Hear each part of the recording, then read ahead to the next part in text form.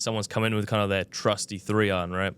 And, it works great, looks pretty good, but has a pretty shallow land angle, but they've used the club for a long time.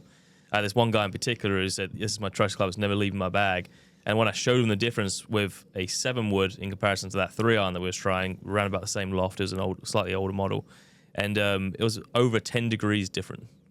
In the landing angle. Exactly. So we're we're comparing that with him, I was like, well, how many times have you hit a pretty good shot with this and it's just not stopping? Like, and he was a pretty decent golfer too. And he's like, well, yeah, it does happen, but I do like the club. I'm like, well, I'm not saying you take it out of the bag completely, because there is going to be a situation where that's going to be great.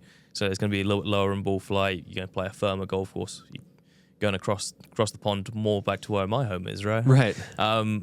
Great club. But majority of the time, that 7-wood's going to be a much better option, because it's going to come into the green nice and soft.